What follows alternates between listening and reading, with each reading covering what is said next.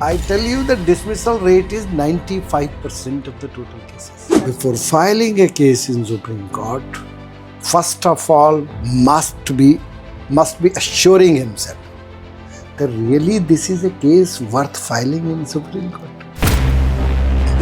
लेकिन अगर आपको ऐसा लगता है कि आपका जो केस है that doesn't deserve to be filed in supreme court, तो आपको ये कह देना चाहिए अपने क्लाइंट से कि तुम्हारे केस में कुछ है नहीं भाई। लेकिन उस मिसकैरेज को कौन देखेगा? उसको तो वो तो खत्म हो गया वहां पे कन्विक्ट होने के बाद। ना तो सुप्रीम कोर्ट एविडेंस ले सकता है, ना हाई कोर्ट एविडेंस ले सकता है। इसका मतलब किसने मिसहैंडल किया है? लॉयर ने मिसहैंडल किया है। कि हमको जेलों में जाके बहुत सारे लोग ऐसे, जो आपको ऐसे लोग मिल जाएंगे 10-15-20% होंगे, या हो सकता है मेरा डाटा गलत हो, आपको ऐसे लोग मिल जाएंगे जो पूछेंगे साहब ये बेल क्या होती है। The New Indians presents Law and Justice by Vedic Legal in association with Vedic Legal and Company and the Senate of Jurists. नमस्कार, मैं हूं ऐश्वर्या बख्शी और आप देख रहे हैं द न्यू इंडियंस। और आज हम बात करने जा रहे हैं special live petition and court room argument पे।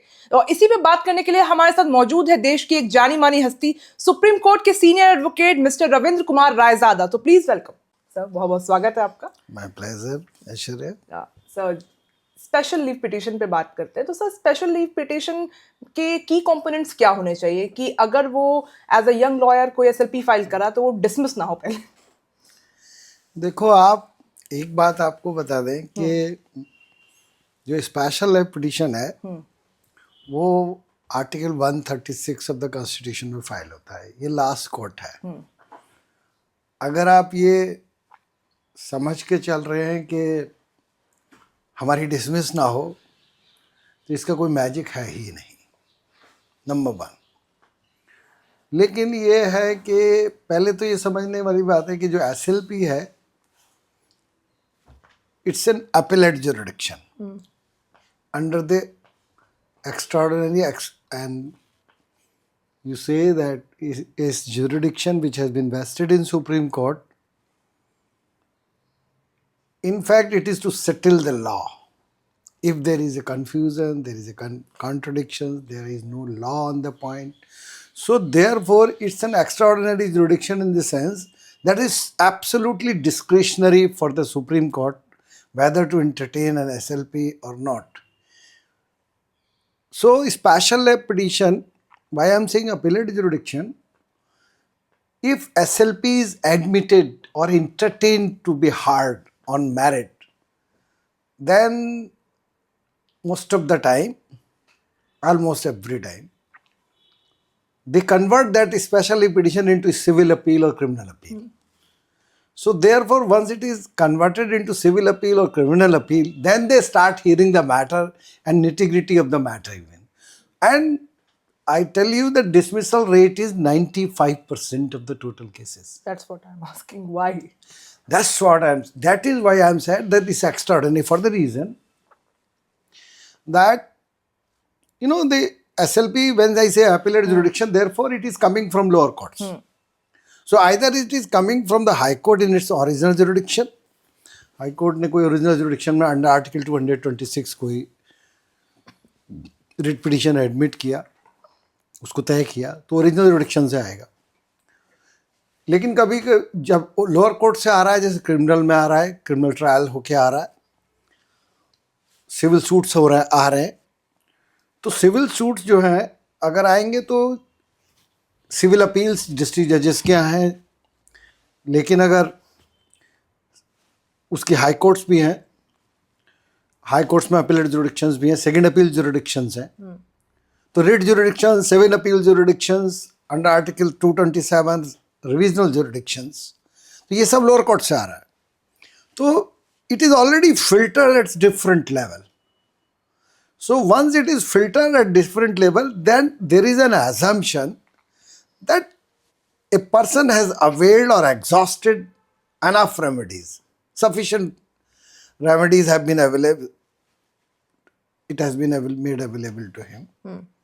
So the person, there has to be a limit when he should say that, he should feel that I had no case. Now I should not go. But because it's an Supreme Court and it's law is laid down by this court to be followed by every court in the country, or tribunal in the country, or administrative authority for that matter, then there is a need of Supreme Court. So that what is to be decided by Supreme Court, that if there is really manifest error of law, you had your case in High Court, you fought your case in lower court, and the Supreme Court feels that this is the case where really a manifest error of law or glaring error has been committed. So then only the Supreme Court Supreme Court intervenes. So therefore, this class of cases, really 5% people may be feeling aggrieved in every case. Every case a person is losing in High Court or here or in any court, he will always be feeling, he will never be a satisfied person that I had no case. So therefore the cases are coming up to Supreme Court feeling that there is one more opportunity to hit and try. And that is the reason the number of SLPs have increased manifold, and frivolous SLPs are being filed. Or even if there are, and if there is already a pressure on Supreme Court. Or if there is a matter of public interest sometimes. No, public interest matters are always hard. Prima facie, they hear all those matters. Whenever the SLP is filed or writ petitions under Article 32 is filed, then they try to hear the matter, what is the merit of the case, and if they feel really that, because by prima facie, they can come to know that really this matter deserves to be noticed or not, notices are to be issued or not, or this is to be summarily discussed. Because they always say when dismissed at the threshold, we do not feel inclined to interfere in this matter under Article 136 of the Constitution. It does not mean that they approve the judgment or disapprove the judgment. So do you think there is a need to limit the scope of Article 136? It's already amendment there. So the people do not understand that because that's what I am responding to you, that what is the way that SLPs are not dismissed.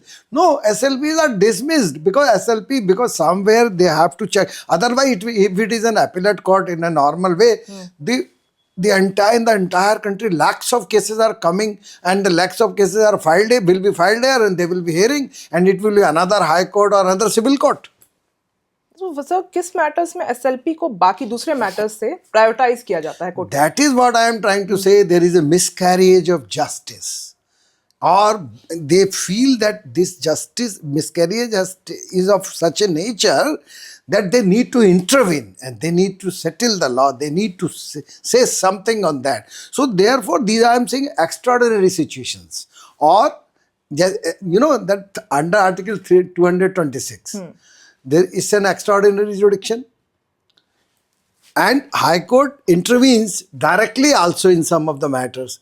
In appellate matters, the regional jurisdictions, they hear so matter. But under Article 226, they say that they have to intervene in emergent situation, in extraordinary situation. So they bypass all remedies of civil court, etc. They entertain the case immediately. There is a violation of statutory rule. There is a violation of statutory provision. There is a violation of fundamental rights. So then they intervene immediately. So therefore, because High Courts are equipped enough to decide those cases with finality. So therefore, coming to the Supreme Court has to pick and choose. Okay. Otherwise, the docket of the Supreme Court is already very heavy. Docket तो floodgate है. इस समय Supreme Court बहुत आ रहा है, और इतना Supreme Court में केस फाइल हो रहा है, और 60 cases, 60 cases, 50 cases. There are 15 benches, and 15 on an average. 15, sometimes 14, sometimes 16, sometimes you will see 16 benches. But what happens? Multiply by 50 in each bench. So 50, so how many cases? 750 cases per day. Supreme Court has to take care. And even if notices are issued, those cases are coming after notice matters are. Therefore, I'm trying to tell you that a lawyer, before filing a case in Supreme Court, first of all must be assuring himself that really this is a case worth filing in Supreme Court. I had already judgments in my case, but the basic problem is how to tell the client. That's the reason ना, आप अगर client चाहता है कि आप supreme court में file करो तो ये तो एक मजबूरी भी है. नो, ये मजबूरी नहीं है. ये मजबूरी नहीं है. ये प्रॉब्लम क्लाइंट का जो लास्ट रिजोर्ट कोर्ट आना चाहता है. अगर आपको लगता है, देखिए एक बात बताएं, to begin with the lawyer के बारे में, मैं एडवोकेट के बारे में मैं ये कहना चाहता हूँ कि जो भी आ जाए केस और हमको कूड़ा करकट दाखिल कर देना है सुप्रीम कोर्ट ने, that approach itself is a very fatal to the basics of system. Problem is कि इतना ज़्यादा केस जो फाइल हो रहा है, इसको अगर आप बहुत सरसरे देखेंगे, प्राइमा फेसी देखेंगे या इसको स्क्रूटनाइज करेंगे तो आपका लगेगा कि 30, 45, 50% केसेस तो वो उनके अंदर कोई वर्थ ही नहीं है, उनको फाइल ही नहीं होना चाहिए था. लेकिन लॉयर्स की प्रॉब्लम उनके पास आ गया है. तो अगर लॉयर को ये प्रॉब्लम है, ये हाई कोर्ट लेवल पे तो चांस होता है, you take a chance, you in under article 227 आपके पास परवर्सिटी है, नॉन एप्लीकेशन ऑफ माइंड है या एब्सेंस ऑफ एविडेंस है. ये तीनों ग्राउंड जो 226 की या 227 की हैं, ये सुप्रीम कोर्ट में भी अवेलेबल है. लेकिन अगर आपको ऐसा लगता है कि आपका जो केस है that doesn't deserve to be filed in supreme court, तो आपको ये कह देना चाहिए अपने क्लाइंट से कि तुम्हारे केस में कुछ है नहीं भाई. लेकिन ये बहुत बड़ी प्रॉब्लम है. और ऐसा लॉयर्स क्यों नहीं कहते हैं? ये इसलिए नहीं कहते हैं, वो इनसिक्योरिटी के सेंस में सफ़र करते हैं. What kind of insecurity? Financial insecurity. Okay. अगर उनको ऐसा लगता है, देखिए इतना नंबर भी लॉयर्स का बढ़ गया है और इसी वजह से अगर आपका केस, देखिए the question is you lose the case and survive. That's the important thing for a lawyer, कि आपका सर्वाइव कैसे करेंगे आप लूज करने के बाद. अगर मैं एक एडवोकेट इन जनरल की बात करूं आपसे, तो उसका केस अगर हार गया तो कोर्ट में, अगर आज की डेट में तो ऑनलाइन भी सिस्टम है, सब देख लेते हैं कि उनके वकील क्या कर रहे हैं, तो उसको क्लाइंट को अगर ये समझ में आ जाए कि भाई माई एडवोकेट मुझे पहले ही बोल चुका था कि आपका केस में कुछ नहीं है, but my advocate presented his case so nicely, alright, dismissal हो गया, कोई फर्क नहीं पड़ता, बढ़िया रहा, लेकिन मेरे वकील बहुत अच्छा किया है. So the lawyers law and advocate survive the loss. लेकिन अगर वो कह दे आपका केस बहुत अच्छा है और उसके बाद दाखिल करे, तो डिसर्टनिंग है उसके क्लाइंट के लिए भी, और उसको कोर्ट में जो सिचुएशन होगी, जो उसके लिए होगी कि सुप्रीम कोर्ट में जजेस उससे कहेंगे कि कितना फ्रिवलस केस फाइल किए हो हैं. कोर्ट में कभी कभी ऐसा भी सिचुएशन हो जाता है, वो कह देते हैं कि हम कॉस्ट इम्पोज करेंगे. तो ऐसी सिचुएशन में लॉयर तो बहुत सॉरी स्टेट ऑफ अफेयर में चला जाएगा, उसकी तो कोई क्रेडिबिलिटी नहीं है. इसका मतलब उसकी I tell you one thing, once you are arguing in the supreme court substantial question of law, you ask me what are the ground, they take up the matter or decides to decide the case. If the Supreme Court decides to decide the case, then the prime requirement is, the core requirement of the SLP is that it should be a substantial question of law. पहले तो national importance का substantial question of law हुआ करता था कि एक substantial question of law which supreme court needs to decide so that the entire it should be applied in the entire country, because the law is not decided till date etcetera. लेकिन question यही है कि substantial question of law अगर है तो substantial question of law supreme court में आने के बाद हो सकता है सुप्रीम कोर्ट कहे कि मैं ये नहीं लूंगा.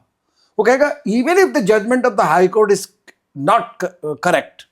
I'm telling you, sometimes they say, no, it's a small matter, or it doesn't require our interference. Let the file be consigned to record. No, but if the SLP is getting dismissed, then it's already an acceptance of the High Court judgment, no? No, not that's what I'm trying to say. They are not accepting, they are not approving the judgment of the Supreme Court. A dismissal of an SLP is not an approval of the judgment of the Supreme Court, High Court. It simply says we don't want to interfere. Then what will be the next step? Next step is nothing. If you feel that you had really had a very big case or good case, then you can file a review petition, you can file a curative petition, and you can pursue the remedy in the Supreme Court itself. But those are the remedies really you deserve to avail that. Your case deserves that treatment or that processing, that you will file a review in the same court telling the same judges that your judgment is you have dismissed it, your dismissal is wrong. And then in curative petitions, when the curative jurisdiction, Supreme Court requires a certificate of a senior advocate that really, because that curative is heard by 5 judges by circulation. They read the brief in the Supreme in the chambers and then they decide it. So therefore, it's not joke or it's not so casual that you can always file a curative petition in Supreme Court. Now my case should be heard by 5 judges. No, the Supreme Court, there is a senior advocate certificate that look here, there is a miscarriage of justice and I'm certifying this case as a senior advocate that this case should be heard by 5 judges. It's such an important, you are seeking indulgence of 5 judges. So therefore a certificate by senior advocate, a senior advocate must also disclose really such a thing that 5 judges may feel. They may dismiss or they may allow. They may not. Again, curative may be dismissed summarily by circulation. But at least it is the onerous responsibility on a senior advocate as a lawyer that he should be telling the Supreme Court, he should be writing, making his submission in writing, sir, this case deserves to be heard by 5 judges and the 2 judges judgment is wrong. Or 3 judges judgment. That's what I'm trying to tell you. That Supreme Court is the last court. And people should come over here only. उनको जब लगे कि अब या तो उनको they really have a case. Otherwise you are flooding the docket of the court. That's why the petitions are getting dismissed. That's why it's 95% of the So what about the writ petition? Writ petition bhi to dismiss kare? Writ petitions are under Article 32 ji. are entertained by Supreme Court. But Supreme Court भी आधे time यही बोलता है कि आप इस चीज के लिए हाई कोर्ट जाइए. That's what I'm trying to tell you.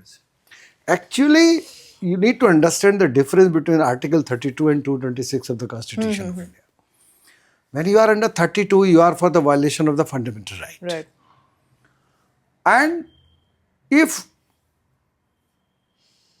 under Article 226, same remedy is available. Same remedy. 226 is entertained not only for violation of fundamental rights, but for violation of statutory rights of a citizen also, of person. So therefore, when the efficacious remedy is already available in High Court, why you people are coming all along from the nooks and corners of the country to the Supreme Court to file a petition under 32? And in the last court, try your hands at High Court if you really have a case and get your matter decided at High Court. And if you are getting the relief, fine. Otherwise, come to the Supreme Court in SLP jurisdiction. And after that, the SLP can get dismissed also, no? No, but if the High Court decides correctly, what is the wisdom to come to the Supreme Court? क्या wisdom कहाँ है Supreme Court आने का? आपको problem ये है कि हम litigant by nature हैं. और अगर हम litigant by nature हैं, तो हमको ऐसा लगता है कि let us take a chance everywhere it is available. And that's the reason that all courts are full of their hands. और लोअर कोर्ट में बहुत प्रेशर है, हाई कोर्ट में बहुत प्रेशर है, लेकिन लॉयर्स कम्युनिटी एज सच वो इतना नंबर है लोअर कोर्ट्स में. और इसीलिए मैंने कहा कि जो लॉयर्स हैं उनके लिए बहुत मैं आपको बता रहा हूं कि क्रिमिनल अपील्स जो स्पेशली पिटिशन क्रिमिनल्स आते हैं, क्रिमिनल के आते हैं, मैंने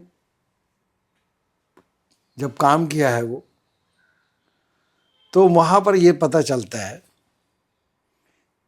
actually it is the evidence which is produced in the lower court, which is ultimately comes to Supreme Court, says whether there is an evidence or not, whether there is a perversity or not.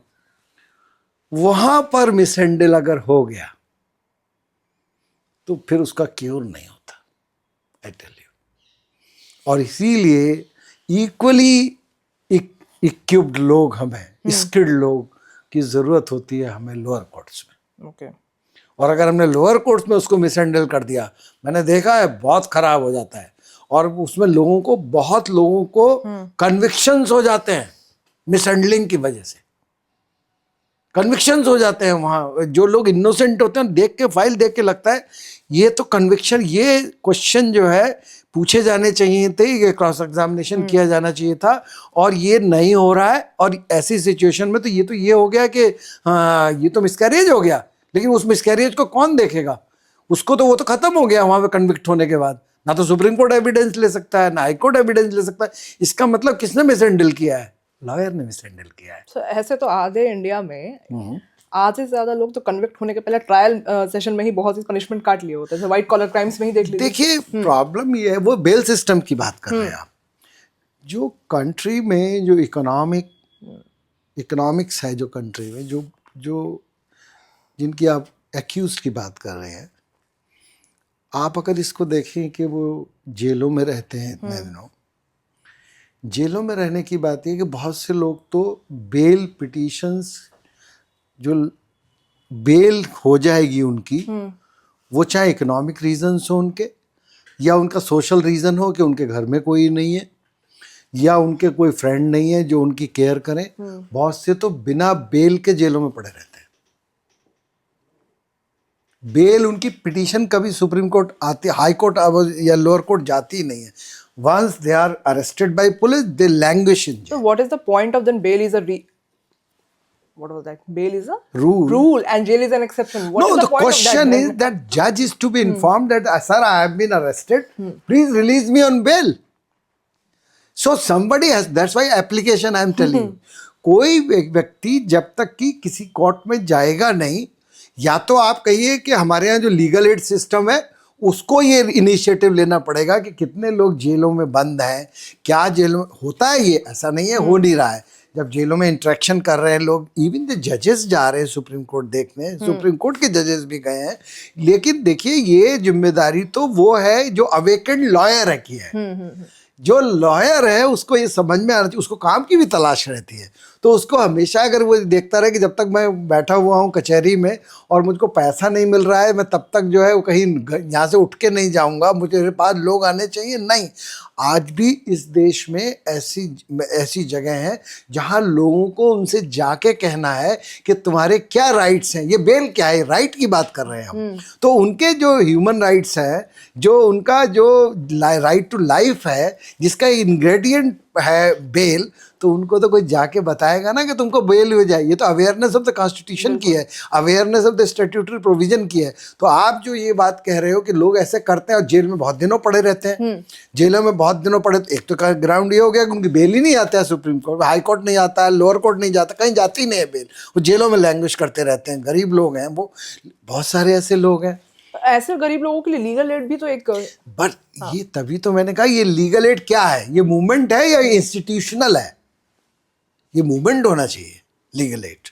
और legal aid society, जो legal aid जो supreme court का wing भी है, government ने भी बना रखा है विंग, लेकिन इसको अवेल करने के लिए जितने भी लोग उसके इम्पैनल्ड होते हैं, वो उनके अलावा ये तो किसी भी, कोई भी आदमी, अगर आपका जिस शहर में है, आप जरा देखिए जिस शहर में जैसे रहते हैं लोग, और शहर में रहते हैं जैसे, तो वहाँ जेलें हैं।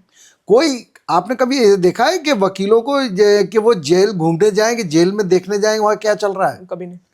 होना चाहिए,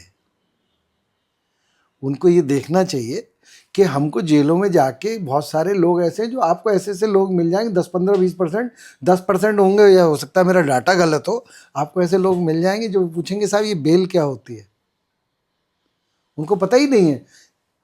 अगर उनके पास जो है वो थोड़ा सा नॉन बेलेबल ऑफेंस में उनका अगर लग गया है, तो मालूम पड़ेगा उनको पता ही नहीं चलेगा कि वो मेरी बेल भी हो सकती है, वो तो सोचता है मैं सजा काट लूंगा बस, उसको यही नहीं पता कि सजा कैसे कटेगी। जेलों में जाके उसको वकील नहीं मिलता। अब तो लीगल एड, अब तो क्रिमिनल में कर दिया है कि अमाइकस अपॉइंट कर देते हैं, वो अब तो सब जगह अब प्रोसीड नहीं कर पाता है। लेकिन ये स्टेट एड जितनी भी है, लॉयर्स जो हैं जिनके पास, खासतौर से मैं उन लोगों के लिए कहता हूँ जो पढ़ने लिखने वाले बच्चे हैं या जो लोग ब्रीफलेस हैं, जो ब्रीफलेस हैं और पढ़ने लिखने वाले बच्चे हैं, वो उन लोगों के लिए ये बहुत बड़ी चीज़ है कि वो वहाँ पर ये देखें कि वो कैसे पब्लिक प्लेटफॉर्म्स पर जो एक्टिविटीज़ जो चाहते हैं, वो कैसे पब्लिक इंटरेस्ट की एक्टिविटीज़ जो है उसको कैसे परफॉर्म कर सकते हैं। वो जब तक अपने को इन्वॉल्व नहीं करेंगे, अब हम ही लोग हैं, आपने सुप्रीम कोर्ट में देखा होगा कि बहुत सारे पब्लिक इंटरेस्ट के केसेस है, लोग पैसे नहीं लेते हैं, प्रो बोनो करते हैं। क्यों करते हैं? इसलिए करते हैं कि ये ड्यूटी होती है उनका। और उनको ये लगता है कि ये केस अगर हमारे पास आया, ये पब्लिक इंटरेस्ट का केस है, हमको इसको करना है। Forget about the fame it generates or whatever, but it is a onerous responsibility also as a citizen who is a lawyer. तो ऐसी सिचुएशन में अगर आप इसको देखेंगे कि मैंने कहा ना, एसएलपी तो कोई रेडीमेड सॉल्यूशन ही नहीं है, वो तो नीचे से आ रहा है। यहाँ तो लोगों के पास अपील, जुडिक्शन और लोअर कोर्ट के जो केसेस हैं, जो वो उन्हीं को हैंडल करने के लिए आदमी ने, सिविल के तो छोड़ दीजिए, सिविल तो आदमी जब केस करेगा तो करेगा ही, लेकिन जहाँ तक उनके जो क्रिमिनल ज्यूरिस्प्रूडेंस है इस देश का, वो क्रिमिनल ज्यूरिस्प्रूडेंस जो है वो रियली ये डिमांड करती है कि उन सारे लोगों को जस्टिस कैसे मिले। और ऐसी सिचुएशन में जो लॉयर्स के लिए तो बहुत बड़ी रिस्पॉन्सिबिलिटी है। बहुत सारे सुप्रीम कोर्ट में केसेस फाइल होते हैं जो अमाइकस के थ्रू, लीगल एड के थ्रू फाइल हो जाते हैं और 8-8, 10-10 साल बाद फाइल होते हैं। जिस दिन उनका हाई कोर्ट से कन्विक्शन हो जाता है, कैन यू बिलीव कि वो 8 साल के बाद एसएलपी फाइल हो रही। कोई गया, बोले भाई तुम ये कितने साल हो गए? साहब मैं 8 साल हो गए, 10 साल हो गए। बोले क्या हुआ? बोले हाई कोर्ट में साहब मेरी तो कोई केस ही नहीं, मेरा केस ही करा दीजिए सुप्रीम कोर्ट में, शायद मुझे राय मिले। तो वो आता है, सुप्रीम कोर्ट क्या करता है, जो जेल में रहते हैं 6, 7, 8 साल, 10 साल, 12 साल, जितने भी साल, अगर वो सुप्रीम कोर्ट में केस आ गया तो उसकी डिले के ग्राउंड पे कभी रिजेक्ट नहीं होगी केस। कभी नहीं होगी डिले कंडोन। एसएलपी डिसमिस वो अलग बात है, लेकिन डिले पे नहीं, डिले कंडोन नहीं, कभी ऐसा रिफ्यूज नहीं होगा। आज तक किसी का, ए पर्सन इन जेल का एक आप केस नहीं बता सकते मुझको जिसमें वो कहना भी नहीं पड़ता है उनको कि साहब ये जेल अपील है। हाँ ठीक है, अगर हीनियस क्राइम हो फिर भी कोई सा क्वेश्चन ये है कि हीनियस क्राइम की मेरिट पे देखा जाएगा, उसमें डिले कहाँ से ग्राउंड है? डिले क्यों है उसमें, ग्राउंड कैसे हो सकता है? वो मेरिट पे अगर वो डिसमिस हो गया, लेकिन वो एज ए कन्विक्ट भी अगर है और उसको जस्टिस इतना तो मिलना ही चाहिए कि वो सुप्रीम कोर्ट में से कि भाई, या हाई कोर्ट में से, for that matter first appeal high court में होता है। क्रिमिनल अपील जो मर्डर की हैं या हेनियस क्राइम्स की जो होती है, सो हाई कोर्ट भी कह सकता है कि भाई डिले हो गया, अपील में इतना, अरे 8 साल से जेल में है, वो कुछ कर ही नहीं पाया है, अब आप आके रहो डिले पे रिजेक्ट कर दे, क्या चल के आता है यहाँ पे? जो आदमी जेल में है तो क्या वो डिले कंडोन, और वो अपील सुन लेते हैं। हाई कोर्ट में तो फर्स्ट अपील जो क्रिमिनल अपील्स है वो रिकॉर्ड मंगा के थर्ड वेयर सुना जाता है, पूरा अपील सुना जाता है। तो वो तो बिल्कुल ट्रायल कोर्ट की तरह चलता है, जहाँ फर्स्ट अपील जुरिडिक्शन है इस देश में जितने भी हैं, चाहे वो सिविल अपील्स हो चाहे वो क्रिमिनल अपील्स हो, वो बिल्कुल ऐसे सुनी जाती है जैसे ट्रायल कोर्ट सुनता है।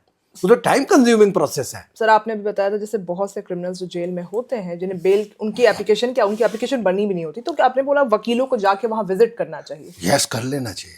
और ऐसा पॉसिबल है? हाँ, क्यों नहीं, कह सकता है, सीजीएम का कह सकता है कि सब डाटा ले सकता है, ऑनलाइन डाटा बहुत होता है। ऐसे कभी कोई क्रिमिनल मैटर्स में सर आपको भी एक ख्याल आया कि कभी आपको जाना चाहिए ऐसे? मुझे, मेरी तो जर्नी डिफरेंट, मेरी सिविल से जर्नी शुरू हुई थी और क्रिमिनल मैं तो यहाँ सुप्रीम कोर्ट में आके और हाई कोर्ट में आके, क्योंकि मैं ऑलरेडी हाई कोर्ट में चूंकि काम कर रहा था, मैं जेल नहीं गया कभी, लेकिन मैं जब जेल से जितनी भी क्रिमिनल अपील्स आई वो मैंने सब की हैं। देखिए, एक जर्नी अलग अलग होता है। जिस समय मैंने प्रैक्टिस शुरू किया था 84 में, उस समय क्राइम, अब तो वाइट कॉलर क्राइम्स भी इतना है, इतना डॉकेट नहीं था, इतना हैवी डॉकेट नहीं था। और लेकिन मुझे आज भी ध्यान है कि एक बच्चे को पुलिस में रेलवे ने पकड़ लिया था। अच्छा। भीख मांगते हुए रेलवे में, जैसे भीख मांगना बैगर में, उसको पकड़ लिया उस बच्चे को। वो भीख मांग रहा था, बिना टिकट ही रहा होगा, वो पकड़ लिया था। मुझे आज भी ध्यान है कि वो केस मैंने बेल के लिए किया था, लेकिन वो बाद में जुवेनाइल कोर्ट चला गया और उसकी बेल हो गई जो भी बच्चे की, लेकिन वो अखबार में निकला था। अच्छा। और अखबार में निकलने के बाद हम कुछ दोस्त जो है फिर जाके वहाँ स्टेशन गए, वहाँ पता किया। ये सारी चीज़ें जो हैं, ये धीरे धीरे आप तो मसरूफ़ हो जाते हैं काम में, लेकिन क्योंकि मेरा तो फील्ड ही क्रिमिनल नहीं रहा था, सिविल ही था शुरू में मेरा फील्ड, जब मैं लोअर कोर्ट्स में काम करता था। और लेकिन बहुत मैंने देखा है क्रिमिनल में जिस तरह की केसेस आते, क्रिमिनल केसेस आते हैं, आज भी सुप्रीम कोर्ट में मेरे पास केस आते हैं क्रिमिनल के, जो क्रिमिनल SLPs क्रिमिनल होती हैं, वो वो तो उनके घर वाले ही आते हैं। और उसमें से मुझे दिखता है आधे से ज़्यादा जो लोग हैं उनके पास तो बार्गेनिंग कैपेसिटी नहीं है ना उनके पास है, और आप उनसे फीस के मामले में जब कुछ कहेंगे तो हो सकता है वो उस फीस के स्ट्रक्चर में केस फाइल ही ना कर पाए। ये एक स्टार्क रियलिटी है। बिल्कुल, यहाँ पे सीनियर एडवोकेट्स की फीस के बारे में बात होती है। लेकिन मैंने आपसे क्या कहा, मैं तो चूंकि लोअर कोर्ट से आया हूँ, मैंने बहुत देखा ये थोड़ा अलग सुनने को मिला है, लोअर कोर्ट से उसके बाद फिर सुप्रीम कोर्ट, ये कैसे हुआ? देखिए, डिस्ट्रिक्ट जुडिशरी में मैंने 16 साल काम किया है, 1984 से 2000 जी। और मैंने कभी सोचा भी नहीं था अपने जीवन में कि मैं हाई कोर्ट या सुप्रीम कोर्ट जाऊंगा, विद ऑल फेयरनेस, क्योंकि मेरे दिमाग में कोई सिचुएशन ऐसी नहीं थी कि मैं बरेली छोड़ के, बरेली में मैंने प्रैक्टिस शुरू किया, तो बरेली में पढ़ने गया था और वहीं पे मैंने प्रैक्टिस शुरू किया। और जब मैंने वहाँ प्रैक्टिस शुरू किया तो मैं लेबर कोर्ट्स में काम करता था। मैं पहले ट्रेड यूनियन लॉयर था। ओके। और ट्रेड यूनियन लॉयर कौन से होते हैं, जो फैक्ट्री के मजदूरों के केसेस करते हैं, तो मैंने वो केसेस किए। उसके बाद मैं कॉर्पोरेट वर्ल्ड में काम किया मैंने। तो मैं 16 साल जब लोअर कोर्ट्स में काम कर, मैं लोअर कोर्ट कहूँगा तो गलत होगा, डिस्ट्रिक्ट जुडिशरी कह सकते हैं आप उसको, और वहाँ मैंने काम किया 16 साल। और बरेली में मेरा काम बहुत अच्छा काम था और शायद छोड़ने की हिम्मत नहीं होनी चाहिए थी।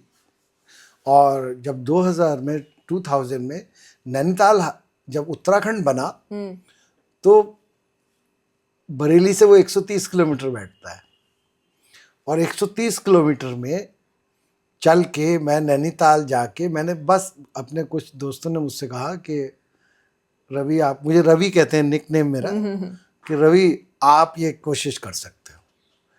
तो मेरी वाइफ ने मेरा बहुत साथ दिया। तो हम लोग 3 दिन नैनीताल रहते थे। एक छोटा सा, एक गंगाराम मूलचंदानी साहब थे, हाई कोर्ट जज, रिटायर हुए, उन्होंने अपना मुझे किराए पे एक मकान दे दिया, वो उनकी किश्तें में देने लगा था जी।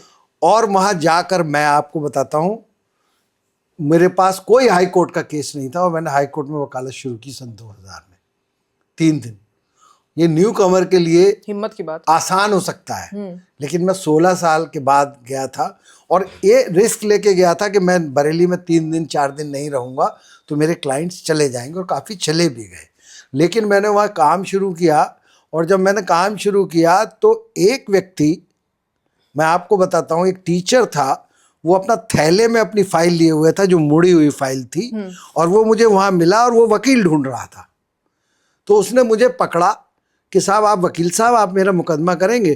तो हम तो बहुत पैसे लेते थे, कॉर्पोरेट के वकील थे जी। तो हम जब वहाँ पहुँचे तो उसने हमसे कहा कि साहब कितनी फीस लेंगे? तो हमने उससे कहा तुम हमारी फीस नहीं दे पाओगे, लेकिन अगर पहली बार तुम आज मेरे पास आए, मेरा पहला मुकदमा है इस हाई कोर्ट का, इसलिए मैं छोड़ने की भी स्थिति में नहीं हूँ। रिस्क था लेकिन दोनों तरफ। नहीं, मैंने कहा कि भाई मैं तुम्हारा मुकदमा नहीं छोड़ सकता, क्योंकि मेरे को ये पैसे मिल रहे हैं और पहले मुकदमे के, और तुम्हारी हालत ये है कि तुम फीस मेरी दे नहीं सकते। तो ऐसा है कि तुम्हें जिसने भेजा है कि कौन, कहाँ से आए हो? बोले मैं काशीपुर से आया हूँ। तो मैंने काशीपुर में ही पूछ लेना मेरे बारे में, वही बता देगा। कोई भी, जिससे भी, जो भी हो, किसी भी कंपनी में जाना और पूछना हमने RK रायजादा साहब को हम करना चाहते हैं, तो वो तुम्हें बता देगा। तो उसने कहा साहब मेरे पास, मैंने क्या दे सकते हो? तो उसने, वो भी सच्चा ही आदमी था। एक्चुअली उत्तराखंड में जो पहाड़ है ना, थोड़ा सरल लोग हैं। तो उसने मुझसे ये कहा कि 2500 रुपये मैं टोटल दूंगा आपको, और मैं आज लाया हूँ 1200 रुपये। और मेरे को पहली फीस उत्तराखंड में 1200 रुपये मिली। और सर उस वक्त आप लेते कितना थे? मैं लेता था 5500 रुपये। तो काफी कम, बिल्कुल आधे से भी कम ये बात होगी। लेकिन मेरे भी सर्वाइवल का प्रश्न था। जी। अब ये सर्वाइवल का प्रश्न है, उसके सर्वाइवल का तो यार उसकी नौकरी का मामला है। मेरे सर्वाइवल का प्रश्न ये है कि मैं ये छोड़ दूंगा तो ये गई, मतलब ये भी नहीं मिले मुझे, एक कैसे मौका मिलेगा हाई कोर्ट में काम करने का, आप जरा सोचिए जी। कि मेरे पास कोई नहीं, और मैं एक हाई कोर्ट में चल, मेरे साथ एक गंगाराम मूलचंद है जिनका नाम मैंने लिया, वो भी घूमने गए थे। तो हम लोग, अगर हमको मुकदमा नहीं मिलेगा तो नहीं मिलेगा, लेकिन मैं कोई ऐसे वहाँ कोई स्वागत करने थोड़ी बैठा है मेरा कि राजा जी आ रहे हैं उनसे मुकदमा करा लिया जाए। धीरे धीरे करके ही करना है। और पहला केस मिला है, आई कॉल्ड माय फोन, उस समय मोबाइल होता था 16 रुपये मिनट का, वो मेरे पास था एस्कॉटल का। तो वो मैंने उसको वाइफ को फ़ोन किया कि तुमसे मैंने कहा था कि भाई कुछ 6 महीने तो तुम्हारा जो है खर्चा तुम्हें मुझे ही देना पड़ेगा, लेकिन मुझे तो आज के पैसे मिल गए, मैं वापस चला जाऊंगा। 700 रुपये की टैक्सी होती थी उस समय। तो मैं वो बता रहा हूँ आपको, मैं ये बता रहा हूँ कि लॉयर का स्ट्रगल वहाँ आ गया, फिर 3 दिन वहाँ करता रहा, 4 दिन वहाँ करता रहा, और 2013 में मैं डिजिग्नेट हो गया सीनियर एडवोकेट वहाँ। और जैसे ही वहाँ डिजिग्नेट हुआ तो वहाँ ये 13 साल वहाँ काम किया था, और काम बहुत अच्छा था वहाँ, और लोगों को लगता था कि अब सीनियर हैं तो यही माना जाता है कि ठीक ही है सब। वहाँ पर जो है फिर मेरी वाइफ ने मुझसे कहा कि अब बरेली भी छोड़ देते हैं, अब ये तय करो कहाँ जाना है, या तो नैनीताल जाएंगे पूरा या जाएंगे, फिर बताओ क्या करना है। तो हम सुप्रीम कोर्ट उस समय 1-2 बार आना शुरू कर दिए थे देखने। शांति भूषण साहब को असिस्ट करने आता था मैं यहाँ, जो शांति भूषण साहब हैं, मुझे अब तो डेथ हो गई उनकी, तो शांति भूषण है, आर्यन त्रिवेदी हैं, राकेश द्विवेदी जी हैं, इनको मैं असिस्ट करता था आके, और रंजीत कुमार जी। अब मैं सीनियर खुद हो गया, तो जब मैं सीनियर खुद हो गया तो अब मुझे खुद भी करना है, अब तो करना ही है। तो मेरी वाइफ से मैंने कहा कि एक रिस्क और लेते हैं, हम छोड़ देते हैं बरेली, और 3 दिन यहाँ रहते हैं, तो हम सुप्रीम कोर्ट रहेंगे, अब दिल्ली रहेंगे। वहाँ का काम छोड़ दिया बिल्कुल, बरेली काम जितना जो 3 दिन रहता था काम वो छोड़ दिया, बहुत बड़े बड़े क्लाइंट छोड़ दिए कॉर्पोरेट के, और उसके बाद सुप्रीम कोर्ट आ गए, बिल्कुल यहाँ किराए का मकान लिया और यहाँ पे आके यहाँ शुरू कर दिया 2013 में। और 2013 में जब शुरू किया तो आपको मैंने ये बताया कि जब मैंने यहाँ SLP आर्गू की करनी शुरू करी तो मुझे कोई डिफिकल्टी इसलिए नहीं हुई क्योंकि मैं सेकंड अपील जो है वो भी सब्सटेंशियल क्वेश्चन ऑफ लॉ पे ली जाती है हाई कोर्ट में। अगर आपने सेकंड अपील जुडिक्शन में काम किया है, सेम चीज सेम क्वेश्चन, अगर आपको जजमेंट स्क्रूटनाइज करना नहीं आता है कि जजमेंट में क्या लीगल इश्यू है जो गलत तय हुआ है, आप फेल्योर हैं, अटर फेल्योर हैं सुप्रीम कोर्ट में। डेट्स एंड इवेंट्स लिखने से कोई काम नहीं चलेगा कि ये फला डेट को केस हुआ, फला डेट को, इससे कुछ नहीं होगा। आपको लिखना पड़ेगा बॉडी में, substantial question of law has arisen in this case as to the high court has committed this mistake, this mistake, this mistake.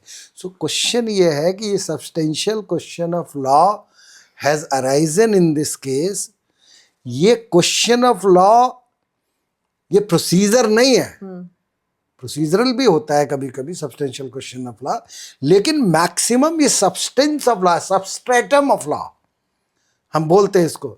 इसीलिए जो न्यू कमर हैं, जो नीचे ही हैं, हाई कोर्ट में भी हैं और सुप्रीम कोर्ट में भी हैं, अगर आप उनसे एक बात पूछें तो आपको जवाब मिल जाएगा मैं क्या कह रहा हूं। आप किसी से पूछिए, देखिए साइंस का सब्जेक्ट आप हैं, कभी रही है साइंस का सब्जेक्ट? जी 10वीं तक तो पढ़िए। राइट। अगर आप साइंस के स्टूडेंट रहे हैं तो साइंस क्या है, यही तो है कि why it happens, it happens।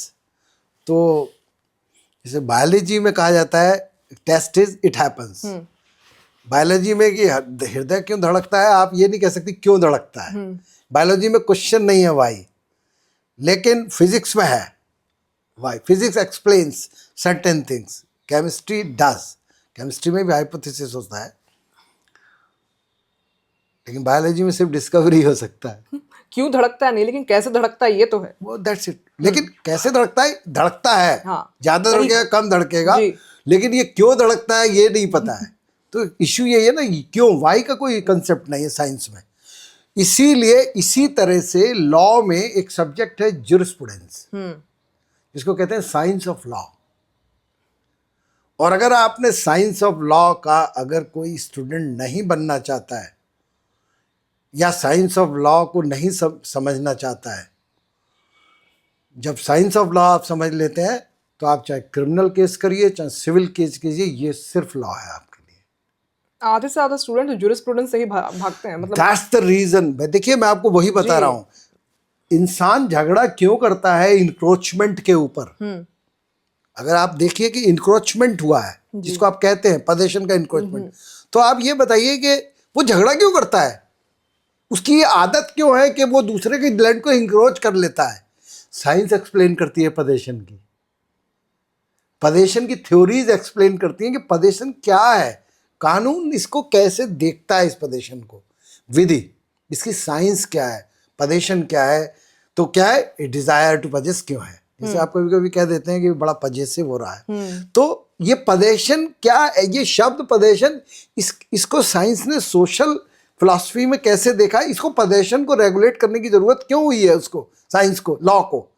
अरे भाड़ में जाइए, पदेशन झगड़ा करिए कुछ करिए, लेकिन ये पदेशन एक लाइफ का एक इतना इंपॉर्टेंट एस्पेक्ट क्यों है किसी भी आदमी की, तो साइंस ने इसको, लॉ ने इसको समझा और लॉ ने पदेशन को डिस्क्राइब किया और पदेशन की थ्योरी को पकड़ा।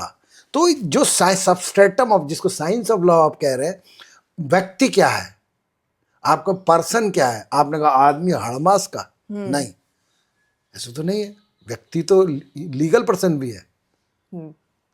तो व्यक्ति क्या है, पर्सनैलिटी क्या है, पर्सन क्या है, पर्सनैलिटी क्या है, ये लॉ अगर नहीं समझ में आएगा, अगर आपको साइंस ऑफ लॉ समझ में आती है, आधी से ज्यादा रिडल ऑफ लॉ जो है वो सॉल्व हो जाती है।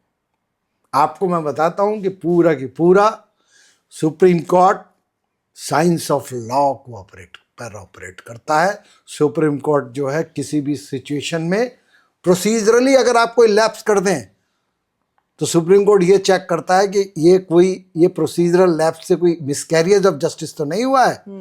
लेकिन सुप्रीम कोर्ट ये करता है कि इफ ऑल राइट, अगर इसमें कोई एरर, इस प्रोसीजरल लैप्स से कोई बहुत मिसकैरियज नहीं हुआ है, तो होगा थ्रो कर देगा, इग्नोर कर देगा procedural lapse. That's what I am trying to tell you, procedure sometimes is important. पूरा की पूरा हाई कोर्ट का 226 का जुरिडिक्शन प्रोसीजरल लॉ को चेक करने का, नेचुरल जस्टिस का violation, procedure decision making check होता है। डायरेक्ट जुरिडिक्शन में जितने भी केसेस होते हैं सब में constitutional issues apart procedure check होता है, whether the decision making process is correct. Decision making process क्यों करेक्ट है या नहीं है, क्योंकि उसमें कुछ राइट्स इन्वॉल्व हैं जी। और जब राइट्स इन्वॉल्व है तो राइट्स क्या है, सब्सटेंटिव हैं। राइट्स तो सब्सटेंस होता है उसमें। तो जो सब्सटेंटिव लॉ है उसको किस प्रोसीजर से आपको ऑपरेट करना है, वो प्रोसीजर प्रोवाइडेड है। लेकिन that is what I am trying to say, high court exam is the procedure, क्योंकि उस प्रोसीजर से ही पता चलता है इनके सब्सटेंटिव राइट्स खत्म हुए या नहीं हुए, और उसके बाद फाइनल जजमेंट, परवर्सिटी है या नहीं है या जो भी है। बट लेकिन अगर प्रोसीजर खराब है, अगर procedure decision making process wrong है, हाई कोर्ट कह देता है डिसीजन कितना भी अच्छा हो बुरा हो हमसे मतलब नहीं है, ये डिसीजन इज रॉन्ग। इसको हम कभी कभी कहते हैं end end means to end. We want an object end और मीन्स टू अचीव एंड। इनमें से कुछ भी गलती होगी, दोनों में से कुछ भी गलत होगा तो गलत होगा। आप मीन्स भी इलीगल नहीं अडॉप्ट कर सकते किसी लीगल मीन के, लीगल एंड को अचीव करने के लिए। That is why I am trying to tell you is कि जितने भी न्यू स्टूडेंट्स कॉमर्स हैं, न्यू कॉमर्स हैं, उनको जुरिस्प्रूडेंस का अगर बहुत अच्छा नहीं है तो मुझे लगता है आप, नंबर ऑफ केसेस तो बहुत अच्छे हो सकते हैं आपके पास, और न अगर आप एक अच्छे प्रैक्टिशनर भी हो सकते हैं, मेहनती हों, प्रभु कोई ना कोई गुण देता है किसी व्यक्ति को आगे बढ़ने के लिए। लेकिन अगर आपके अंदर लॉ को समझने वाली साइंस का ही क्लू नहीं है, आप उसको साइंस को ही नहीं समझ पाएंगे, तो नॉट नहीं खोल पाएंगे। मुकदमा तो चल जाएगा। जज को भी पता है मुकदमा तो कैसे होना है, वो जज भी ठीक ही है, उनका भी ठीक ही होता है साइंस ऑफ लॉ, तो वो लोग कर लेते हैं, तब वो भी गलत हो जाते हैं। आज की डेट में सबसे बड़ी इशू यही आ रही है कि जुडिशरी में या हाई कोर्ट लेवल पे जो जजेस आते हैं वहां पर भी इशू है, क्या है सर? सब्सटेंशियल इशू है, बहुत अच्छा काम है, बहुत मतलब क्वालिटी गिरी है। क्वालिटी एज इन लाइक उनके इंटरप्रिटेशन या फिर हाँ, जजेस की जो क्वालिटीज है वो बहुत अच्छी नहीं हो रही है और इसमें डिके हो रहा है।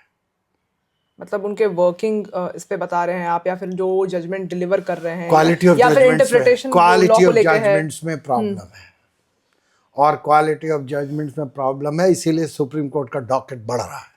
ओके। और इसीलिए मैंने कहा कि जो क्वालिटी ऑफ जजमेंट्स क्यों है, क्यों गिर रहा है, इसके बहुत सारे कारण हैं और सिस्टम को इम्प्रूव करने के लिए इसीलिए सुप्रीम कोर्ट में ज़्यादा से ज़्यादा एसएलपी पहले इतना नहीं था। अब शायद अब कुछ पिछले 1-2 साल से मैं देख रहा हूँ कि ये जो 5% मैंने आपको बोला, ये परसेंटेज बढ़ा है एडमिशन का। ओके।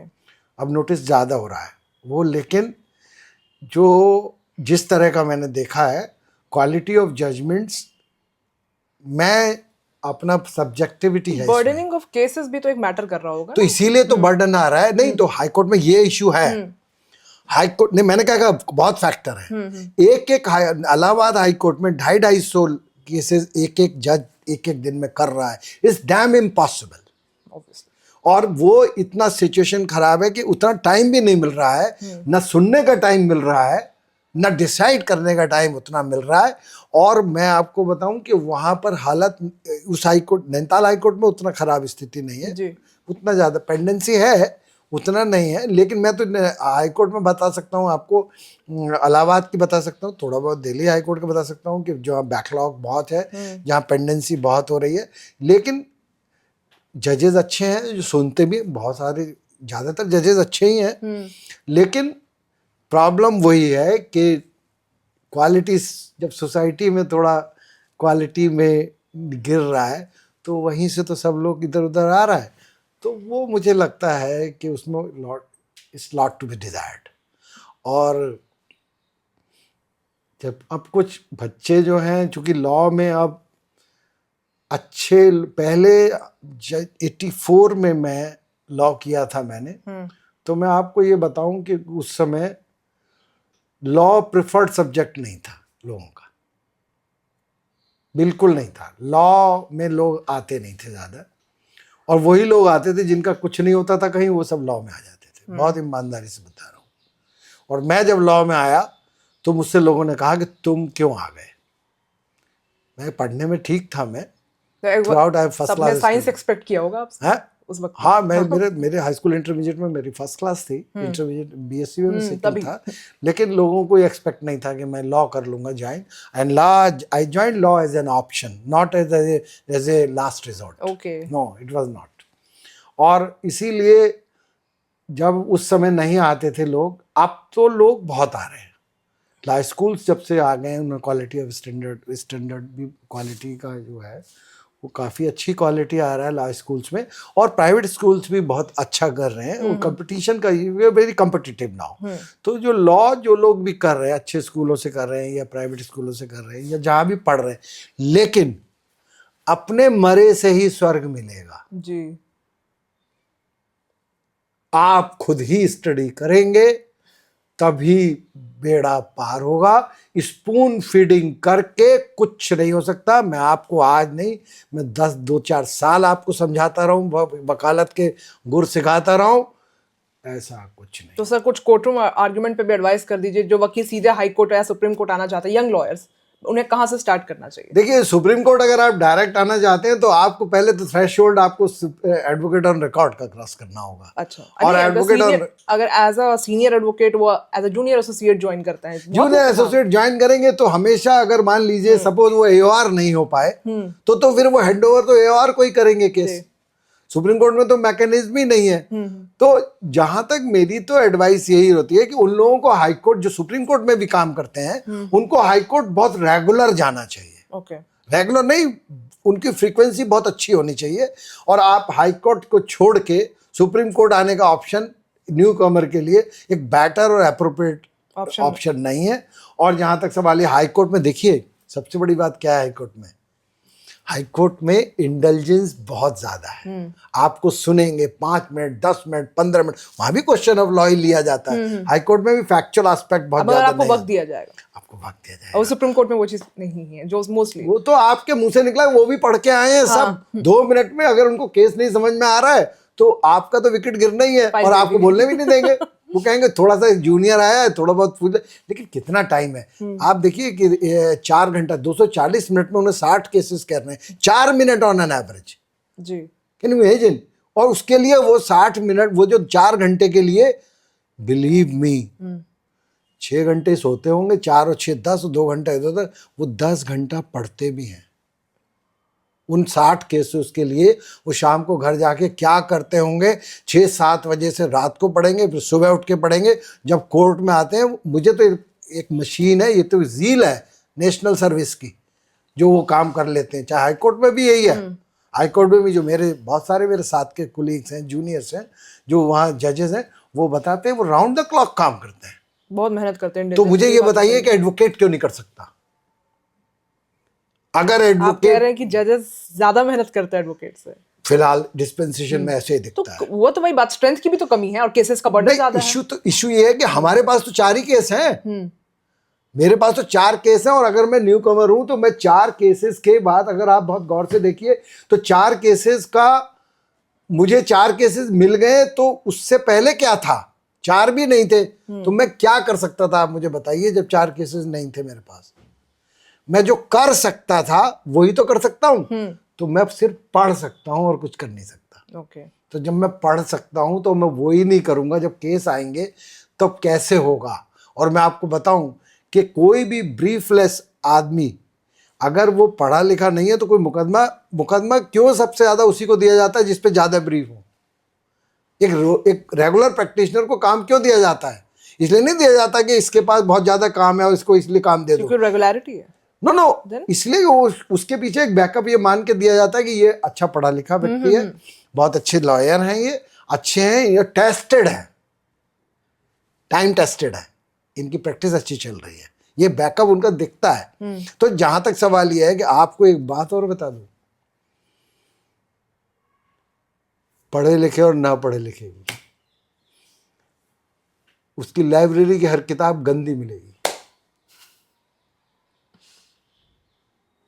अगर हाथ ही नहीं लगेगा किताब को, तो किताब तो साफ ही दिखेगी, और वरना उस पर अंगूठे के निशान निकलेंगे हर किताब पे आपको। बहुत सरल चीज़ है, आपको बैरोमीटर डाल के देख लीजिए। एक पन्ना अगर लॉयर एक दिन पढ़ ले, एक पन्ना, मत पढ़िए ज़्यादा, आप देखिए 3-4 साल के बाद 5,000 पन्ने कानून के पढ़ा हुआ व्यक्ति, 1,500-2,000 पन्ने पढ़ा हुआ व्यक्ति, आपको बिल्कुल डिफरेंट नजर आएगा। मैं तो एक ही पन्ना पढ़ने की बात कह रहा हूँ आपसे। लेकिन लाइब्रेरी तो देखने लायक रहती है, वकीलों की किताबों भरी हुई रहती है मुझे। नहीं तो भरी हुई रहती है, लेकिन मैंने क्या कहा, उन एक ही पन्ना तो पढ़ रहे हैं, आप तो जूनियर हैं, आपको तो वहाँ एक ही पन्ना पढ़ना है, कोई सी भी निकालिए और पढ़ लीजिए, एक पन्ना ही पढ़ लीजिए। जूनियर लॉयर्स जनरली इस चीज से भागते हैं। That's what I'm saying. मैंने कहा ना, Easy going. वो लॉ खुलेगा ही नहीं, लॉ की किताब ही नहीं मतलब लॉ की साइंस खुल ही नहीं पाएगी। जितना इस जुरिस्प्रूडेंस इस केस में डेवलप हुआ है इस देश में, वो जुरिस्प्रूडेंस के बेसिस पे डेवलप हुआ है। जजेस ने ऐसा नहीं, फैक्चुअल में कोई common sense is not the law, common sense is not the law, और not is not necessarily to be a law. और अगर आप कॉमन सेंस पे आप वकालत करना चाहते हैं, फेलियर डूम्ड बिल्कुल निश्चित है। यू आर डूम्ड, मतलब you are destined to be doomed, अगर आपने ये सोचा। मैंने आपको इसलिए ये बात बता रहा हूँ कि मैं तो नीचे से आया हूँ, मैंने हर लेवल पे देखा है स्टैंडर्ड। लॉयर्स के स्टैंडर्ड में इतना बढ़ गया, इस नंबर बहुत बढ़ गया है, लेकिन सब्सटेंशियल इश्यूज हैं, और वो इश्यूज जो हैं वो लॉयर्स को खुद ही सॉर्ट आउट करने, इंडिविजुअल लॉयर को। मेरे पास बहुत इंटर्न्स आते हैं, और जब वो मुझसे पूछते हैं कि सर, अब आपको एक एग्जाम्पल बता रहा हूँ, बहुत जल्दी निपट जाएगी ये बात। मेरे पास 2 बच्चे आए, किसी स्कूल, IPL था यहाँ, एक IPL यूनिवर्सिटी है। उन्होंने मुझसे कहा, साहब हम काम सीखना चाहते हैं और वो फर्स्ट ईयर या सेकेंड ईयर में रहे होंगे। अब वो एक सीनियर एडवोकेट से क्या काम सीखेंगे भाई? सीनियर एडवोकेट तो बहस करने वाला है, उसको तो पता भी नहीं एसएलपी कैसे फाइल होगी, हमें तो नहीं पता, देख के पता चल जाता है क्या है। लेकिन अगर आप मुझसे एसएलपी फाइल करने को कहें तो मैं I will be utter failure, क्योंकि मैं तो कभी व्यवहार रहा नहीं हूँ। रिट पिटीशन कैसे फाइल होगी मैं ड्राफ्ट कर सकता हूँ सब कुछ, लेकिन एसएलपी का फॉर्मेटिंग ये तो प्रोसीजर है। तो मैं उनको क्या बता दूं? वो सुप्रीम कोर्ट में वकालत, वो आए तो सुप्रीम कोर्ट के सीनियर एडवोकेट के पास है जी। लेकिन वो सीखने आए ना कानून। तो मैंने क्या किया कि एक नजूल की एक किताब है हमारे यहाँ हिंदी में, नजूल लैंड्स हैं यूपी में, तो उसके नजूल किताब है, हिंदी की किताब है, और नजूल उसके अंदर गवर्नमेंट ऑर्डर्स हैं। देखिए जो एग्जीक्यूटिव जो काम करती है, जो कार्यपालिका जो ऑर्डर्स इशू करती है, गवर्नमेंट ऑर्डर, वो किसी ना किसी कानून को ध्यान में रख के और किसी कानून के हिसाब से करती है। तो मैंने एक पर्टिकुलर केस के 5 या 6 नजूल ऑर्डर्स रिलेवेंट थे, मैंने उन बच्चों को दे दिए कि तुम्हारी अंग्रेजी अच्छी है, तुम इसे ट्रांसलेट कर लो, अब आप कुछ मत करिए। जब वो ट्रांसलेट करके ले आए, और बहुत अच्छी करके लाए, दो बच्ची, एक बच्ची थी, एक और लड़का था, दोनों ठीक करके लाए। फिर मैंने उनसे पूछा कि नजूल का कानून पूछोगे मुझसे? कैसा? हमें तो पता चल गया सब। बोले हमको सब समझ आ गया सर, ये मुकदमा क्या है, इस मुकदमे में क्या गलती है और ये क्या चाहता है। कुछ नहीं, ब्रीफली स्टडी की। वो बच्चे नहीं, देखिए बेसिक चीज क्या है, वो कागज को पढ़ना, वो कागज, वो एसएलपी थोड़ी बना रहे हैं, वो कागज पढ़ रहे हैं, वो कागज जो सब्सटेंस है, वो प्रोसीजर थोड़ी है गवर्नमेंट, उसमें उसके अंदर कानून लिखा है। तो मैं आपसे वही वाली बात कह रहा हूँ कि जो सिचुएशन वही है मैम, अगर आपने साइंस ऑफ लॉ नहीं समझा, सबस्ट्रेटम ऑफ लॉ नहीं समझा, बच्चों के लिए बहुत डिफिकल्ट टाइम है आज की डेट में। और मैंने कहा ना, ये जो अच्छे स्कूलों से बच्चे आ रहे हैं, प्राइवेट स्कूल्स वगैरह से भी आ रहे हैं, गवर्नमेंट स्कूल से भी आ रहे हैं। जैसे मैं एक गवर्नमेंट स्कूल, वहाँ गवर्नमेंट कॉलेज है बॉम्बे का, बहुत अच्छा बच्चा था, वहाँ से आए थे मेरे पास। तो मैं वो कुछ पुणे में अच्छे स्कूल्स हैं, या ये गाजियाबाद वगैरह में, नोएडा वगैरह में भी अच्छे स्कूल से, स्कूल तो अब कंपटीशन हो गया है सब जगह, अच्छे बच्चे आ ही रहे हैं और बहुत कंसर्न रहते हैं बच्चे। तो उनके मन में आता है कि वो पढ़ते हैं प्रोजेक्ट, वो हमारे पास भी आते हैं, सीनियर एडवोकेट्स के पास जाते हैं, स्टूडेंट लॉयर्स के पास भी जाते हैं। वहाँ से वो पिकअप करना चाहें तो बहुत सारी चीज़ें कर सकते हैं। जो लॉजिस्टिक्स हैं प्रोफेशन की, लॉजिस्टिक प्रोफेशन की जो है, लेकिन उसमें सबसे बड़ा कोर वैल्यू यही है, पढ़ना तो पड़ेगा जी। और ये इस प्रोफेशन का एक बहुत बड़ा, पढ़ना तो सर हर प्रोफेशन में ही है। You are right. तो ये सब में है, लेकिन अब जो सिचुएशन है वो ये है। तो जहाँ तक सवाल ये है कि एसएलपी और रिट, यहाँ तो दो ही चीज़ें हैं, एसएलपी है, रिट है। सिविल अपील्स भी आती हैं एनवायरमेंटल लॉ की या एनजीटी वगैरह से, सिविल अपील्स भी आती हैं यहाँ पे। तो ऐसी सिचुएशन में भी वही सिचुएशन है, कोई भी प्रोसीजरल लॉ बहुत रिलेवेंट नहीं है। प्रोसीजर लॉ आपकी लॉजिस्टिक है कि आप कैसे अचीव करेंगे चीज़ को, लेकिन सब्सटेंशियल लॉ तो इतना ज़्यादा वेरीड हो गया, इतना हाईली टेक्निकल है। आप scientific advancement of the country है, उससे पूरा वर्ल्ड अक्रॉस जो कम्युनिकेशन और आपका साइंस एंड टेक्नोलॉजी, ये जितना भी सब्जेक्ट है, ये इतना ज़्यादा आप, इतना वो लॉ इसमें बन गया है कि लोगों के लिए वास्ट अपॉर्चुनिटीज़ हैं, लेकिन लोगों को फोकस करना ही पड़ेगा कहीं ना कहीं। और ऐसी सिचुएशन में बाकी तो ये है कि स्ट्रगल तो बहुत है मैम, और स्ट्रगल बहुत है, लेकिन फ्यूचर ठीक है। और क्योंकि इसको, इस प्रोफेशन में अपॉर्चुनिटीज़ की कमी नहीं है, और कहीं भी आप मोहल्ले में भी लेवल पे अगर काम करना चाहें तो लॉ मिल जाएगा आपको काम करने के लिए, आपको मिल जाएगा। इसलिए जो नुक्कड़ पे जो आदमी है खड़ा हुआ, जो गांव में है एडवोकेट, उसको भी बहुत अपॉर्चुनिटीज़ है, और इतनी अपॉर्चुनिटीज़ हैं उसको कि अगर वो चाहे तो तहसील लेवल पे भी बहुत काम कर सकता है। पावर्स का इतना ज़्यादा एक्सरसाइज, एग्जीक्यूटिव एक्सरसाइज इतना पावर्स का है इस समय कि आप अपने राइट्स के लिए, वायलेशंस के लिए बहुत ज़रूरत है लोगों को जी। और यहाँ हाई कोर्ट और सुप्रीम कोर्ट में उतनी ज़रूरत नहीं है। जितनी नीचे है जरूरत। यहाँ क्वालिटी की जरूरत है, क्वांटिटी की जरूरत नहीं है, लेकिन नीचे क्वांटिटी भी चाहिए और क्वालिटी भी चाहिए और नीचे क्वांटिटी ही ज्यादा आती है। और क्वालिटी भी चाहिए। लेकिन कोई अच्छे बच्चे जाना नहीं चाहते लोअर कोर्ट, हाँ, नहीं जाना चाहते, या तो हाई कोर्ट या तो सीधे डिस्ट्रिक्ट जुडिशरी नहीं जाना चाहते। उसका कारण क्या है कि उनको जो जिसको आप कहते हैं ग्लैमर कह सकते या उसको कह सकते हैं, सुप्रीम कोर्ट तो बच्चे आते हैं सीनियर एडवोकेट्स को गाउन में देखते हैं, किंग बिल्कुल। जो किंग कोर्ट लास्ट गोल तो एक्चुअली एक लिटिगेंट का वही होता है ना, एक लॉयर लिटिगेंट का होता है, लॉयर का नहीं होता। हाँ, नहीं, अगर लिटिगेंट का है मुझे नहीं पता, वो तो पता नहीं कहाँ रिलीफ मिल जाएगा, आएगा नहीं आएगा, लेकिन लॉयर का गोल सुप्रीम कोर्ट है, तो ये देश के लिए बहुत अच्छी स्थिति नहीं है। क्या होना चाहिए फिर? उसको ये समझना चाहिए कि मैं कहाँ पर मैं काम पाऊंगा, कहाँ पर मुझे अपॉर्चुनिटीज है to develop as a lawyer. Okay. लेकिन अगर उसको ये सोचना है कि सुप्रीम कोर्ट ही वो मोक्ष है, सुप्रीम कोर्ट आ गया तो मैं मोक्ष है, तो मोक्ष तो मृत्यु से प्राप्त होगा, तो मृत्यु ही हो जाएगी। अगर आप इसको लेगी तो मैं आपको जो बात बता रहा हूँ कि ये मैं डिसअपॉइंट नहीं करता हूँ। मैंने किसी बच्चे को प्रमोट नहीं किया कि वो डायरेक्ट सुप्रीम कोर्ट आए। मेरा अपना लड़का, बहुत से ऐसे वकील है सर जो पहले कहते हैं कि आप एज पहले स्कूल में जाइए, मतलब आप लोअर कोर्ट्स में जाइए, वहां सीखिए, पहली चीज ड्राफ्टिंग सीखिए, बेसिक सीखिए, बिकॉज सीनियर के पास आप आओगे तो सीनियर विल एक्सपेक्ट कि आपको आना चाहिए पहले से काम। वही लोग फेल कर जाते हैं। ब्रीफिंग काउंसिल बिल्कुल जो है, जब उन्हीं को नहीं पता है कुछ तो ब्रीफ लेके holding the brief is not important, but reading the brief and briefing the person, that's an important thing. तो जहां तक हम लोगों का सवाल है, अब बात है कि जो सीनियर एडवोकेट्स हैं उनको भी बहुत पढ़ना ही पड़ता है। बिल्कुल। सीनियर एडवोकेट्स भी ऐसा थोड़ी है कि कोई डिवाइन विजडम है उनका, कोई डिवाइन विजडम नहीं है कि सीनियर एडवोकेट बनने के बाद डिवाइन विजडम आ गया है।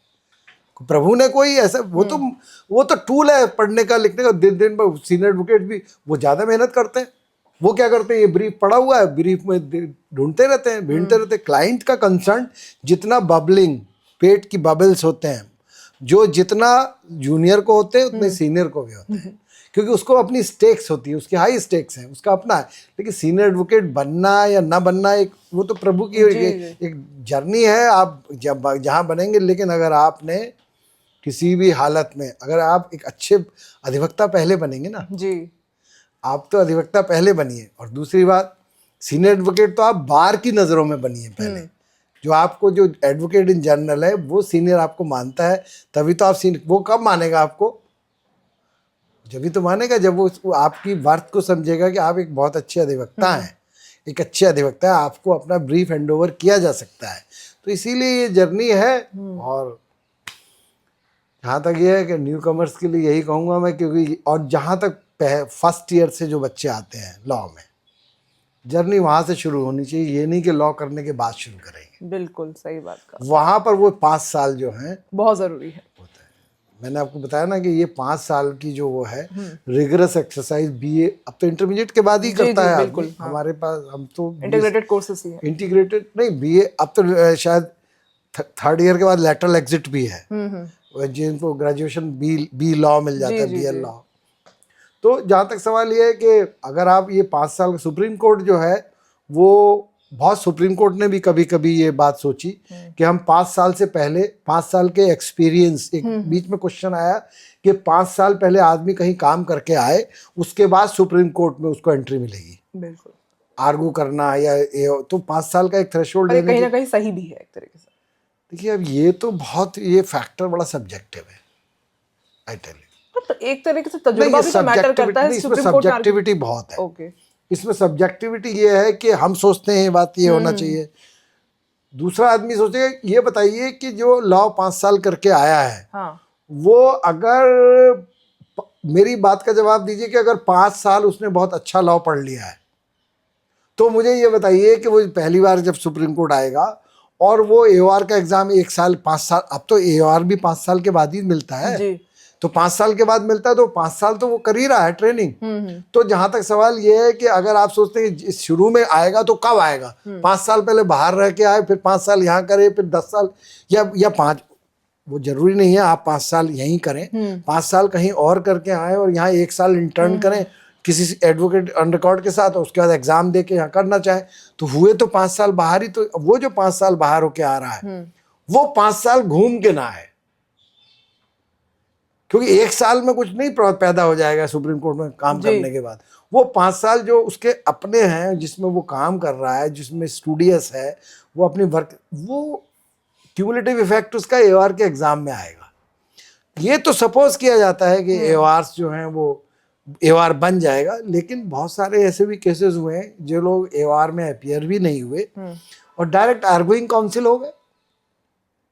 5 साल से AOR भी नहीं बने, आर्गुइंग काउंसिल हो गए और आर्गू करना शुरू कर दिया। क्योंकि सुप्रीम कोर्ट में ये नहीं है कि AOR अगर खुद आर्गू नहीं कर रहा है तो सीनियर एडवोकेट ही उसको करना है। ब्रीफिंग काउंसिल बहुत है, ओके, वो ब्रीफ ऑन मतलब ब्रीफ आउट करके और वो लोग डायरेक्ट आर्गू कर रहे हैं सुप्रीम कोर्ट में। तो इसलिए कर भी रहे हैं, अच्छा भी कर रहे हैं। बहुत लोग हैं जिनके कैरियर ऐसा नहीं है कि सुप्रीम कोर्ट में AOR एक ऐसा थ्रेशोल्ड है जिसके बाद कुछ है ही नहीं जी। तो ऐसा नहीं है। लेकिन जैसे मैं ही हूँ, मैं तो कभी AOR रहा नहीं, मैं तो डायरेक्ट सुप्रीम कोर्ट ही आ गया। आपकी तो जर्नी ज़िगज़ैग है सर, आपने तो इतना एक्सपीरियंस लेकर हाँ, वैसे वो पूछे वो बहुत लोग नहीं करते हैं, वो हाँ, रिस्क जी, नहीं जी। ले पाते हैं, वो एक अलग बात है। लेकिन इश्यू तो वही है कि पढ़ना तो वही तो है, अपनी मृत्यु ही सड़क जाएंगे, तो वो तो आपको करना ही पड़ेगा। इसके अलावा तो मेरे पास और कुछ है नहीं। तो चलिए सर, मुझे लगता है डिस्कशन बहुत ही अच्छा रहा एंड जो भी अपकमिंग लॉयर्स है उनको तो इस चीज़ से सीखने को बहुत मिलेगा। सो ये अच्छा है कि लॉयर्स को सीखे, अच्छा है। बिल्कुल। हमारे पास तो जो कुछ भी है वो अपना एक छोटा सा अनुभव है, एक वैल्यू एडिशन है उनके करने के लिए। और बाकी तो नई जनरेशन इतना ज़्यादा है, उसके पास इनपुट्स और इन्फॉर्मेशंस हैं। मैं आपको बताऊं, वो जनरेशन हमसे वाइजर ही है। और जब वो वाइजर जनरेशन है हमसे, आप भी उसी जनरेशन को बिलोंग करते हैं, तो उसका एक जिसको कहते हैं ना फोकस्ड, उतना ही ज़रूरत है और बाकी है नहीं। अब तो इंटरनेट की दुनिया में इंफॉर्मेशन बहुत है जी। क्लाइंट भी कभी कभी जजमेंट लेके चलता है अपनी फाइल में गूगल से निकाल के। तो आप समझिए कि जो इन्फॉर्मेशन आप गूगल से निकाल सकते हैं और AI से निकाल सकते हैं, वो तो क्लाइंट के हाथ में। तो उसको कौन सी चीज़ आप दे देंगी जिससे आपको ऐसा लगे कि वो आप में कॉन्फिडेंस करे, वरना तो वो गाइड करेगा आपको बिल्कुल। कि मेरे केस में ये कर दीजिए, which you will not like. तो इसीलिए मैंने कहा कि इन्फॉर्मेशन के इस युग में आपको इनोवेशन करने पड़ेंगे, अपने टूल्स को शार्पन करना पड़ेगा। और वो टूल शार्पन जब ही होंगे जब आप उतनी तो जितनी वो बता रहा है क्लाइंट, वो सब तो आपको पता ही होना चाहिए। वो पता तो जब ही होगा ना, उसकी तो प्रॉब्लम तैयार करके आया है। तो ऐसी सिचुएशन में मुझे लगता है कि जो बच्चे हैं, काफ़ी बहुत अच्छे बच्चे आ रहे हैं इस प्रोफेशन में। और लेकिन मुझे उन लोगों के लिए कहना है कि जिन लोगों को यहाँ लगे कि यहाँ जो ग्राउंड रियलिटीज अगर उसको देखनी है, तो go back to the basics is the lower court only, is the district judiciary. Basic तो वहाँ से अगर उसको लगता है कि टू शार्पन योर स्किल, यहाँ आइए, 5-10 साल के बाद आइए। यहाँ बहुत अच्छा है, यहाँ पे स्पेस भी है, आपको सब कुछ मिलेगा। और आपने 5-7 साल आपको फीड कोर्ट मिलेंगी। अगर आप यहाँ डायरेक्ट आ गए, आपको काम कहाँ से मिलेगा? लेकिन अगर आपने वहाँ अच्छा काम किया है तो आपको यहाँ काम ऑटोमेटिकली मिल जाएगा।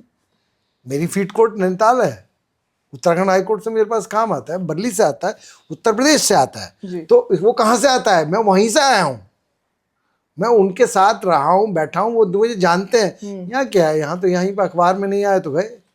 You are destined to lose your identity in the din of the din around you. इतना शोरगुल है, उसमें खो जाएंगे आप। Thank you so much sir for giving us your time. Thank you so much. हमें फॉलो, शेयर व like करना न भूलें और लेटेस्ट न्यूज अपडेट्स के लिए नोटिफिकेशन जरूर ऑन कर लें।